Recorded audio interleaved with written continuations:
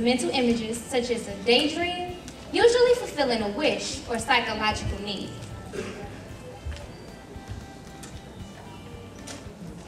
Reality.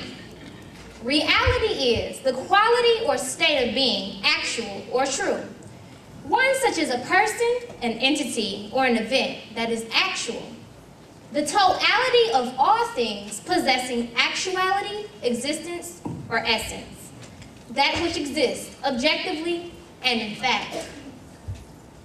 We all live on this planet with one common goal: to make our heart's desires a reality and to live the life that we dream. When we're children, we dream of what we're going to be when we grow up.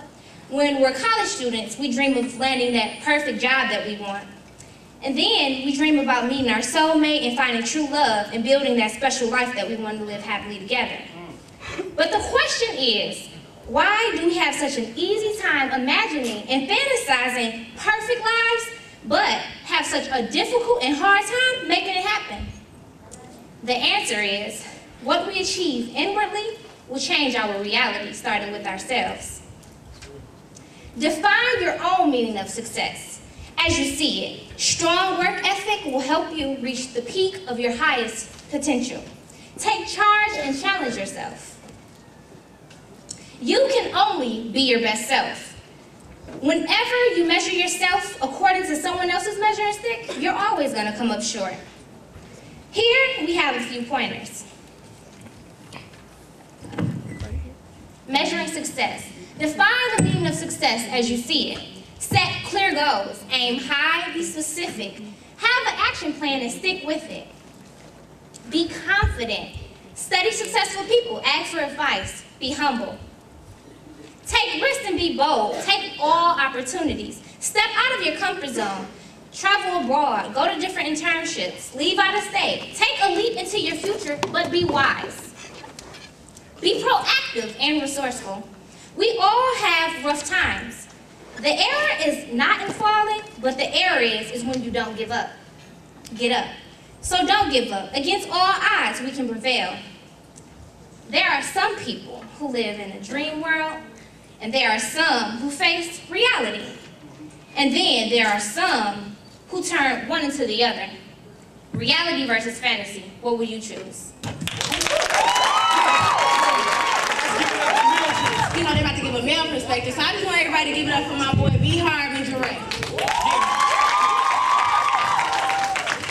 Are y'all feeling that bandage? I said, are y'all feeling that bandage? Come on! My name is Brian Harvey. My name is Jarae Thompkins. And today we're just going to talk about some of the topics I'm going to talk about. I'm going to talk about portraying yourself in a fantasy world and not being someone that you want to. And I'm going to add on to Brian's thought and compare an automobile to a college student. Okay, all right, so I'm gonna step in and go first. Okay, so I'm gonna tell you a little bit about myself. I'm a psychology major, and all right, but one of the lead psychologists, I should say, or one of the psychologists that we look up to, his name is Sigmund Freud, and he came up with a theory that there's three parts to a personality. The first is the id, which is gonna represent fantasy. Then there's the super ego, which is gonna represent reality. And then there's the ego in itself, which is going to keep the balance in between the two. And if I can get that second slide real quick. Okay, so today we have we got an example of how the id sits on the shoulder as a devil and is all about the pleasures of and desires and the wants. But we have the angel on the right side, which is about right or wrong and the choices that you make. So basically I'm going to talk about how people really operate out of their id and not out of their super ego. So when you operate out of your id, you become, what do I want to say, you're becoming out of and wanting and desires and everything. You want desires, you're just leaving. Let's say we're going to use, for example, we're going to go to parties. Okay, we're going to parties, we ain't doing homework because we operating out of our id, and our id says that we don't want to do work, we don't want to do, we just want to be lazy somewhat. Versus our super ego, which is wanting us to do the right thing and making the right choices and making responsibility and accepting responsibility. And the ego is keeping the balance. So basically, when the id gets out of balance, that's when we start to become and live in a fantasy world. because we're portraying something that we're not, because we're living in the desires when our ego wants us to do something that we want and do something that we truly, the person that we truly want to become. The morals and the goals is what our superego is. So operating out of our id, we betray somebody that we're not, like such as becoming a player, or we talking to all these type of girls just because of some of the dudes that we know around us, or we spending our money on this, that, and the other, and we don't even have a job or to replace the money, or we don't even have the right credentials to pass the basic math of 1825. So it's like, you just have to learn to make id, you have to get rid of the id and leave your fantasy behind and operate on your super ego in reality. All right.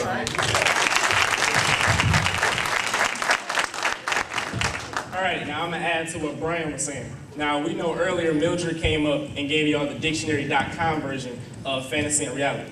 Well, Brian and I came up with our own collaborative definition, and we're gonna start with the definition of fantasy. Definition of fantasy is a goal, an endpoint, or your current position with no effort put into with the expectation of a result. Okay. Wow. I'm gonna go back to that. One more time. It's a current position, a destination that no effort has been put into with the expectation of a result. Do y'all want to hear it one more time? Third time. All right. Slow it up. Slow it up. A current destination, your current point that you are standing at right now, that no effort has been put into with the expectation of a result. Now, reality is where you are right now that your effort has been put into. And when it comes to reality, if you've lost sight of your fantasy, where you went wrong, and what you need to do in order to get back to what you dreamed of. Now, before I compare an automobile to a college student, when we gave the definition of fantasy, it's because when you dream about something, like say that 1825 that Brian was talking about, say you have a dream that you want to get a 4.0 in that class. You don't dream about yourself staying up late at night studying or not going to parties or acing the exams. You just see the 4.0. You don't see the effort that you put into it. So therefore, that's what we came up with. No effort has been put into, but you expect that 4.0. So now we're going to compare an automobile. Okay, well, here you go for example. Say you're looking at fantasy and you want the cars you see on the videos. Now, you spend all that money to have a 32-inch rims, you can't even drive it, you know, it's just sit there. When in reality, you spend all your money on the car, so now you ain't got no money for books, you ain't got no money for nothing, you just broke. You know what I'm saying? And we're gonna talk about this. Now, I'm gonna leave the second slide for the end. But when you work in a car factory, the ultimate result is a car rolling off the line. Now, if you're a college student, the ultimate result is you graduating in 4 to 6 years. Well, you graduate, period. That's the ultimate result.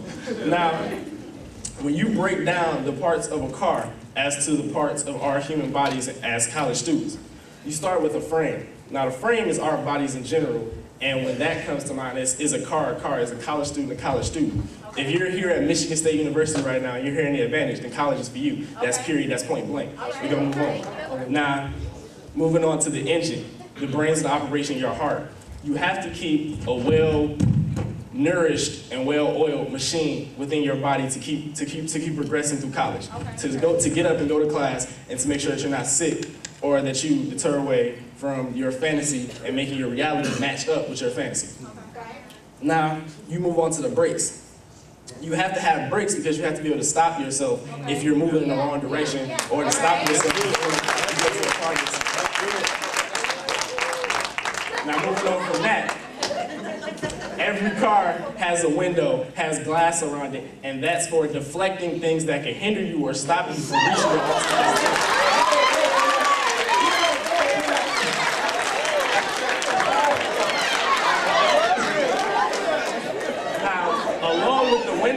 Comes the windshield wipers. And y'all know, like, if it's raining, you drive, you need the windshield wipers to keep rain off of your car so that you can see the road in front of you. Now, as a student, you can connect windshield wipers to faith in God, reminding yourself why you're here, and continuing to keep going so that your faith and everything and the reason why you're here can deflect all the crap that's been put in your way so that you can, so that you can achieve your ultimate goal.